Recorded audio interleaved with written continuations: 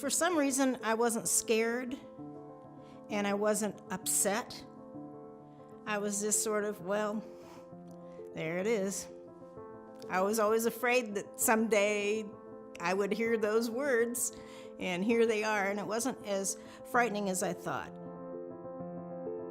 We had a department potluck party at Christmas time, and all but one or two people got really sick. I got really sick, really dehydrated. From that point on, my system just didn't feel right. Then eventually I started having a little bit of rectal bleeding, and my doctor said, I really think that it's some hemorrhoids and that we can take care of it really easily with a sigmoidoscopy. She came over and said, as soon as we looked in there, we saw a big tumor. I have no doubt that it's cancer. We'll send it out for biopsy, but it's cancer.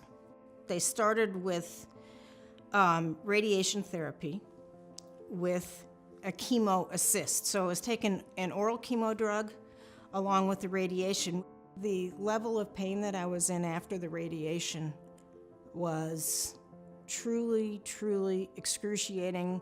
And I think that during the treatment, many times if you had asked me if I got a recurrence, what would I do? I would have said, I'm not going to do this again. Someday they'll find some better way to do it, but that radiation is actually what killed the cancer. A couple of months after the radiation, we scheduled me for surgery. I had an ileostomy. It really could have been a permanent ileostomy. I was lucky, and it wasn't, and we were able to reverse it later on. After I recovered from the surgery, we started the chemotherapy.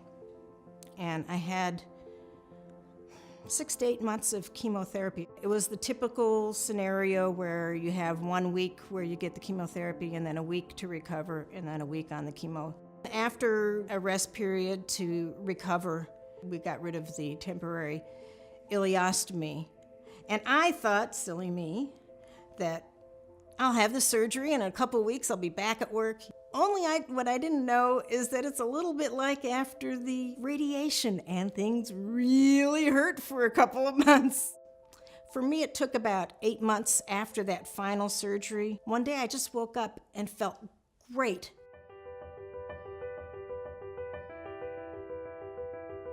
It really does affect your primary relationship in a lot of ways. I really relied on Bruce for a lot of stuff. And then the amazing things he did, bringing people around and making sure I had as much company as I wanted. It's real easy to burn your spouse out.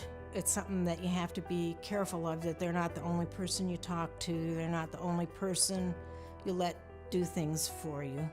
People really, when they call and say, what can I do to help? They really mean it. It's not lip service. They really want to help. And if you can at least put a list of stuff that you can use help with next to your phone, or get somebody to run interference for you and hand out the chores. When you're feeling really down, it's not going to be forever.